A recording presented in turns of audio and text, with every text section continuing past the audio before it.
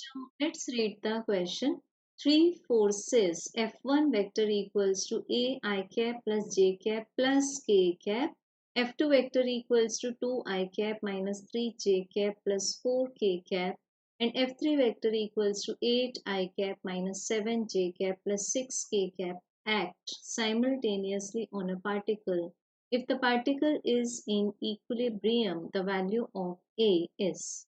सो बच्चों गिवन है एक पार्टिकल पर तीन फोर्सेस लगते हैं जो कि गिवन है हमें वेक्टर फॉर्म्स में F1 vector, F2 vector and F3 vector and resultantly अभी भी पार्टिकल कैसी कंडीशन में है, इक्विलिब्रियम की कंडीशन में है।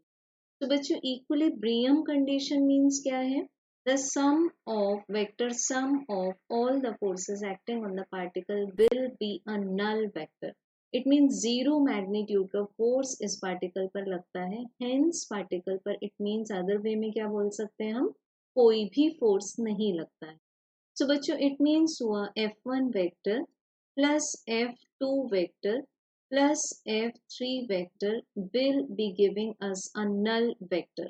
तो जब values put करेंगे, this is a I cap plus a j cap plus a k cap. F2 की वैल्यू है 2 I cap minus 3 j cap plus 4 k cap और F3 की वैल्यू है 8 I cap minus 7 j cap plus 6 k cap equals to null vector को हम express करेंगे 0 I cap plus 0 j cap plus 0 k cap।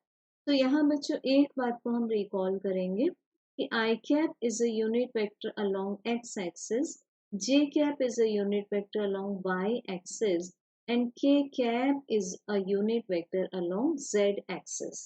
अब यहाँ से हम I को कॉमन लेंगे तो मिलेगा a plus 10, लाइक टर्म्स को ऐड कर देंगे I cap प्लस अब j को कॉमन लेंगे, j कैप को कॉमन लेंगे तो इनसाइड हमें मिल जाएगा a माइनस 10 प्लस अब हम k कैप को कॉमन लेंगे तो बच्चों हमें इनसाइड मिल जाएगा a प्लस 10।